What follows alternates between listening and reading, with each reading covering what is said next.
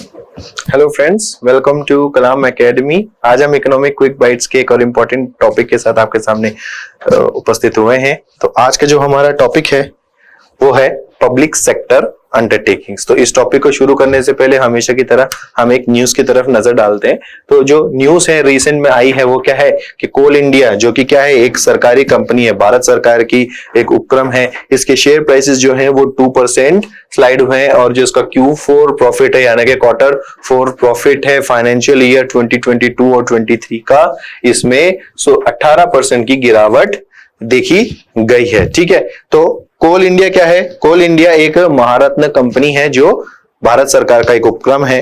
तो इसी के चलते हम आज क्या पढ़ेंगे, आज हम देखेंगे पब्लिक सेक्टर अंडरटेकिंग्स होती क्या है, कैसे पब्लिक सेक्टर अंडरटेकिंग्स को हम पब्लिक सेक्टर अंडरटेकिंग्स कहते हैं, इनकी क्या क्या कैटेगरी है। तो इन सब चीजों के बारे में आज हम एक चर्चा हमारे इस टॉपिक में, हमारे सेशन में करने वाले हैं। तो पब्लिक सेक्टर अंडरटेकिंग, अब पब्लिक सेक्टर अंडरटेकिंग नाम से आपको लग रहा है पब्लिक यानी कि इसमें कुछ पब्लिक का इंटरेस्ट है, पब्लिक सेक्टर अंडरटेकिंग है। अब पब्लिक सेक्टर अंडरटेकिंग यानी कि सार्वजनिक क्षेत्र के उपक्रम। तो ऐसे कंपनीज, ऐसे व्यवसाय, ऐसे उद्योग या ऐसी कंपनीज जिसमें सरकार का शेयर कितना है 51% या उससे ज्यादा है, यानी कि ऐसी कंपनियां जिसकी जो मेजोरिटी शेयर होल्डर है वो क्या है, आपकी सरकार है। यानी कि जो मेजोरिटी पोर्शन ऑफ शेयर्स हैं तो वो किसके द्वारा अधिग्रहित है, वो किसके द्वारा अधिग्रहित है, गवर्नमेंट के द्वारा। ठीक है, अब गवर्नमेंट कोई भी हो सकती है, यहां पे आपकी सेंट्रल गवर्नमेंट भी हो सकती है, स्टेट गवर्नमेंट भी होती है, या फिर यूनियन टेरिटरीज की जो भी गवर्नमेंट है वो भी यहां पर हो सकती है। तो इसी आधार पर अगर 51% आपका शेयर किसी भी कंपनी में सेंट्रल गवर्नमेंट द्वारा लिया गया है तो वो सेंट्रल पब्लिक सेक्टर एंटरप्राइजेस कहलाएंगी। सिमिलरली पब्लिक सेक्टर बैंक्स जैसे कि अपना स्टेट बैंक ऑफ इंडिया हो गया, पंजाब नेशनल बैंक हो गया, कैनरा बैंक हो गया, जिसमें सरकार का 51% से ज्यादा शेयर होल्डिंग है, तो ये क्या हो गई, पब्लिक सेक्टर बैंक्स हो गई। सिमिलरली अगर कोई स्टेट गवर्नमेंट की कंपनी है जिसमें स्टेट गवर्नमेंट का 51% से ज्यादा शेयर होल्डिंग है तो वो क्या हो गई, वो state level public sector enterprises हो गई। ठीक है, तो आज हम थोड़ा अध्ययन करेंगे सेंट्रल पब्लिक सेक्टर एंटरप्राइजेस की तरफ।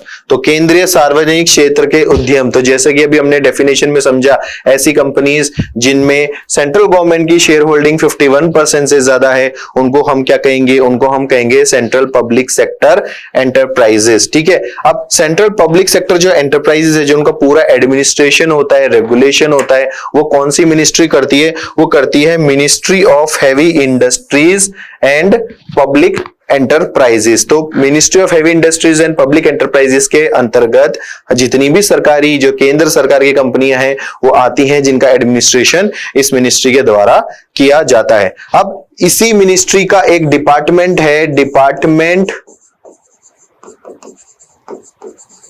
Of public enterprises. अब डिपार्टमेंट ऑफ पब्लिक एंटरप्राइजेस क्या करती है, वो जितने भी पब्लिक सेक्टर एंटरप्राइजेस हैं उनको कुछ स्टेटस देती है। मिनी रत्न, नवरत्न, महारत्न, आपने कई बार ये नाम सुना होगा। जैसे कोल इंडिया जिसके बारे में हमने न्यूज पढ़ा, वो क्या है, वो एक महारत्न स्टेटस वाली कंपनी है। तो क्या होते हैं ये स्टेटस, इनके बारे में आज हम एक क्विक डिस्कशन करने वाले हैं। पहले मैं आपको एक बार इसका प्रारूप समझा देता हूं। जैसे आपने किसी सरकारी विभाग में देखा होगा, कोई एक सेक्शन ऑफिसर होता है, वो निचले पद पर होता है, वो अपना काम करेगा। ठीक है, और इसी कड़ी में जैसे जैसे उसका टेन्योर बढ़ेगा वो धीरे धीरे हायरार्की में ऊपर जाएगा, यानी कि प्रोमोट होके ऊपर जाएगा। अब यहाँ पे प्रोमोट कोई कब होता है, वो तब होता है जब उसका परफॉर्मेंस अच्छा हो, जो भी उसको दिए हुए काम है उनको वो सुचारू रूप से करे। ठीक है, और एक अच्छा एग्जाम्पल सेट करे। तो एक तो आपका प्रमोशन तब होगा, और जैसे जैसे आपका प्रमोशन होगा, यानी कि आप सेक्शन ऑफिसर से ब्रांच सेक्रेटरी बने, डिवीजन के सेक्रेटरी बने, किसी विंग के ज्वाइंट सेक्रेटरी बने, या फिर पूरे विभाग के सेक्रेटरी बने, तो जैसे जैसे आपका प्रमोशन होगा आपको क्या होगा, डिसीजंस लेने में और ऑटोनॉमी और फ्रीडम दी जाएगी। जहां पे आपको सेक्शन ऑफिसर रहते हुए जहां पे आपको पूछने की जरूरत पड़ती थी, जैसे जैसे आप ऊपर तक पहुंचोगे आपको और ज्यादा पावर दी जाएगी कि आप खुद से ही डिसीजन मेकिंग कर सके। उसी अनुसार जो हमारी जो सेंट्रल पब्लिक सेक्टर अंडरटेकिंग्स हैं उनकी भी अलग अलग कैटेगरीज हैं, यानी कि जैसे जैसे इनकी कैटेगरी ऊपर जाती जाएगी, इनको ज्यादा से ज्यादा पूंजीगत व्यय करने में ऑटोनॉमी दी जाएगी, फ्रीडम दी जाएगी। इनको काम करने के लिए हर बार सरकार से परमिशन लेने की जरूरत नहीं होगी। ठीक है, तो शुरुआत हम करेंगे मिनी रत्न कैटेगरी 2 से, फिर इससे मिनी रत्न कैटेगरी 1 की तरफ आएंगे, फिर यहां से प्रमोट होकर कंपनी कहां पहुंचेगी, नवरत्न स्टेटस पर, और अंत में वो पहुंचेगी महारत्न स्टेटस पर। तो ठीक है, आइए हम देखते हैं इनके अंदर क्या क्या प्रावधान है, कैसे हम किसी कंपनी को मिनी रत्न 1, नवरत्न और महारत्न कहते हैं। तो कैटेगरी 1 मिनी रत्न पढ़ने से पहले हम देखेंगे कैटेगरी 2 मिनी रत्न, जो सबसे निचली कैटेगरी है। अब कैटेगरी 2 मिनी रत्न कंपनी, किसी भी कंपनी को कैटेगरी 2 मिनी रत्न कहने के लिए कुछ चीजों पे नजर डालने की जरूरत है।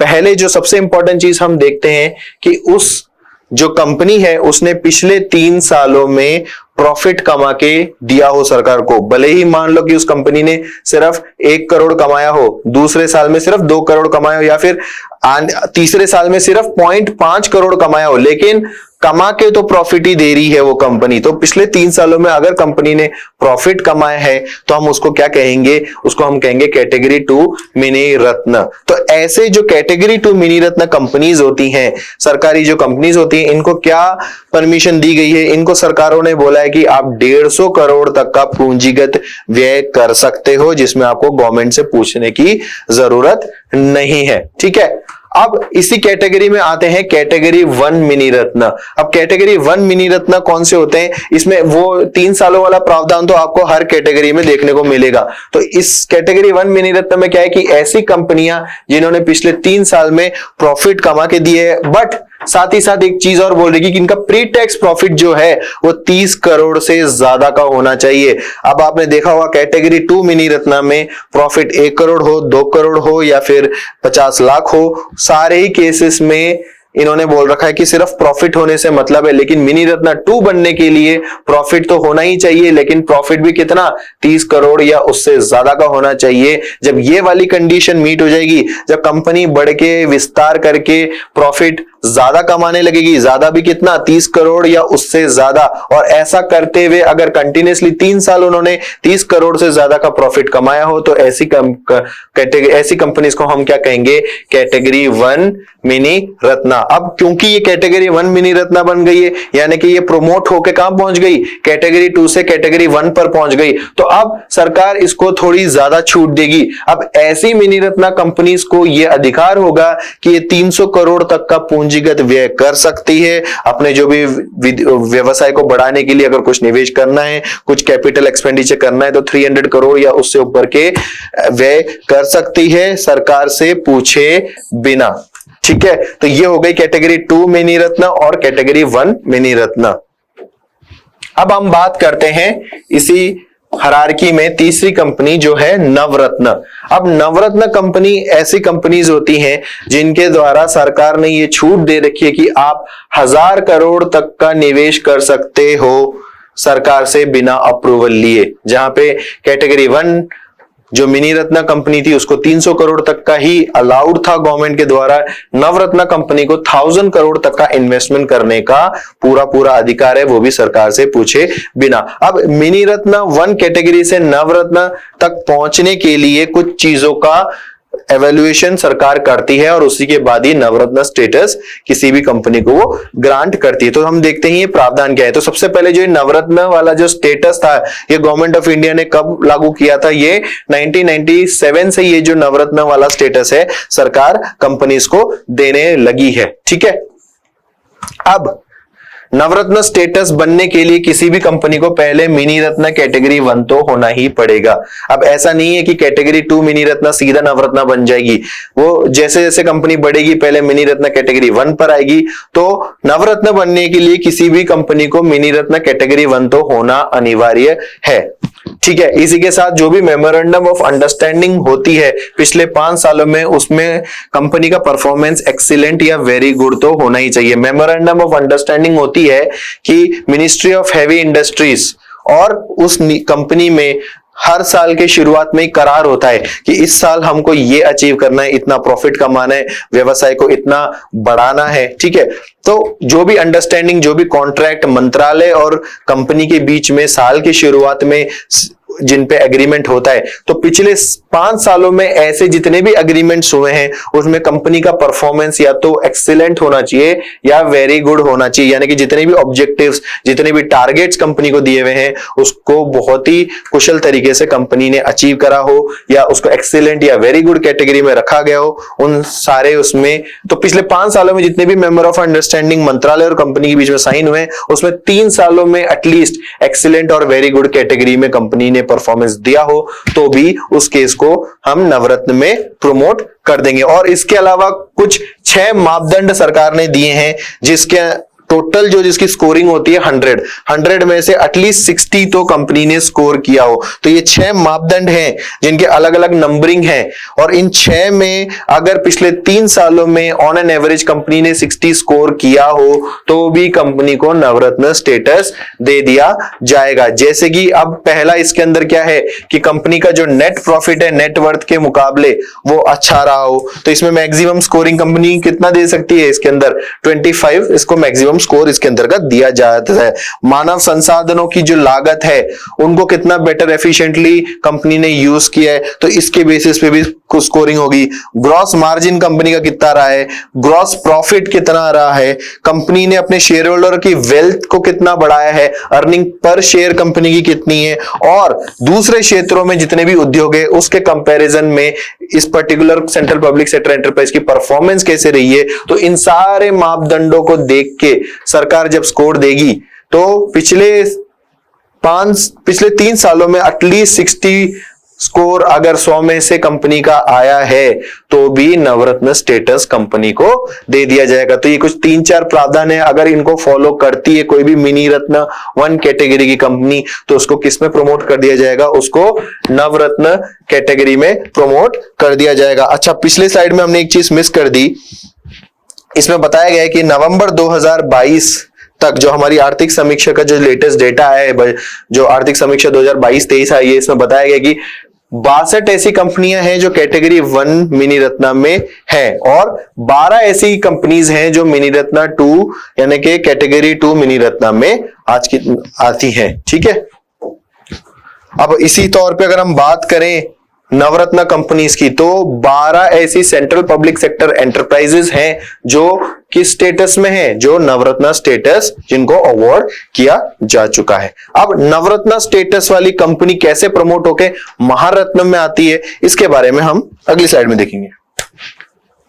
तो आता है महारत्न। तो ये जो कंसेप्ट है महारत्न का जो स्टेटस है ये 2010 में इंट्रोड्यूस करा गया। तो इससे पहले 1997 में अपना कौन सा आया था, नवरत्न। तो सबसे बड़ा जो स्टेटस था जो किसी भी सेंट्रल पब्लिक सेक्टर एंटरप्राइजेस को दिया जाता था वो 2010 से पहले क्या था, नवरत्न था। 2010 में महारत्न का कंसेप्ट इंट्रोड्यूस करा गया। तो जैसे ही नवरत्न स्टेटस वाली कंपनी कुछ और एक्सीलेंट परफॉर्मेंस करेगी तो एक और बड़ी उसको ऑटोनॉमी दे दी जाएगी महारत्न स्टेटस के अंतर्गत। तो महारत्न स्टेटस वाली कंपनियां कौन सी होती है, वो ऐसी कंपनियां होती है जिसको पूंजीगत व्यय अब कितना करने का अधिकार है, अब 5000 करोड़ तक का व्यय पूंजीगत व्यय वो कर सकती है बिना सरकार के अप्रूवल के। ठीक है, तो ऐसी कंपनियां कौन सी हो गई, वो महारत्न कंपनीज हो गई हैं। अब महारत्न स्टेटस अचीव करने के लिए कंपनियों को कुछ स्पेशल जो इनके प्रोविजंस है उस मापदंडों के अंतर्गत खरा उतरना पड़ेगा। पहला क्या है कि नवरत्न कंपनी तो होनी ही चाहिए। ऐसा नहीं कि कैटेगरी 2 मिनी रत्न या कैटेगरी 1 मिनी रत्न से डायरेक्ट आपको महारत्न स्टेटस दे दिया जाएगा। तो पहले कंपनी नवरत्न स्टेटस तो ले लेनी चाहिए, उस नवरत्न कंपनी को ही प्रमोट करके महारत्न कंपनी में तब्दील किया जा सकता है। महारत्न कंपनीज ऐसी कंपनीज होती हैं जिनके शेयर्स किसी ना किसी स्टॉक एक्सचेंज में, जैसे कि हमारे बॉम्बे स्टॉक एक्सचेंज हो या नेशनल स्टॉक एक्सचेंज हो, तो इस सब में इनमें से किसी लिस्टेड जो भी सेबी के प्रावधानों के अंतर्गत जो भी स्टॉक एक्सचेंज है उसमें आपके शेयर्स या उस कंपनी के शेयर्स लिस्टेड होने चाहिए। एवरेज एनुअल टर्नओवर किसी कंपनी का, यानी कि जो कंपनी व्यवसाय कर रही है तो पूरे जो व्यवसाय के जो उनके रेवेन्यू चर्न आउट होता है पूरे साल में, तो उसकी वैल्यू 25 करोड़ या उससे ज्यादा होनी चाहिए। जो कंपनी की शुद्ध संपत्ति है। शुद्ध संपत्ति यानी कि नेटवर्थ, यानी कि आपकी देनदारियों को घटाने के बाद जो आपकी संपत्तियां, आपकी असेट्स बचती हैं, तो उनकी भी जो वैल्यू है वो कितनी होनी चाहिए? 15,000 करोड़ या उससे ज्यादा होनी चाहिए। आपके पिछले 3 सालों, अभी ये सारे जितने प्रावधान पढ़े हमने पिछले 3 सालों के आंकड़ों के अनुसार पढ़े।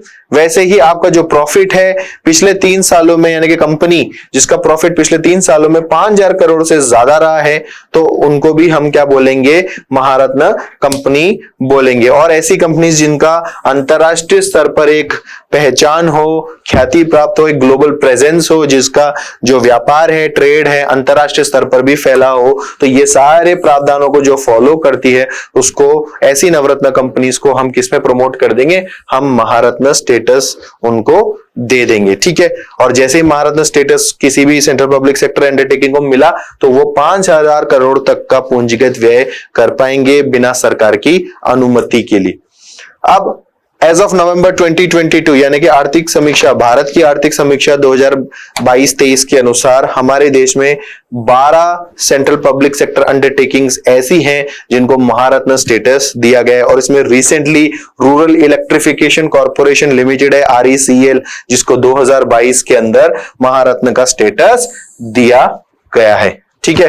तो इसी के साथ हमने समझा आज की मिनी रत्न, नवरत्न और महारत्न कंपनीज कौन सी होती हैं। आशा करता हूं आज के सेशन में आपको मजा आया होगा। हम फिर आपसे नेक्स्ट सेशन में जुड़ेंगे एक और इंटरेस्टिंग टॉपिक के साथ। Thank you so much.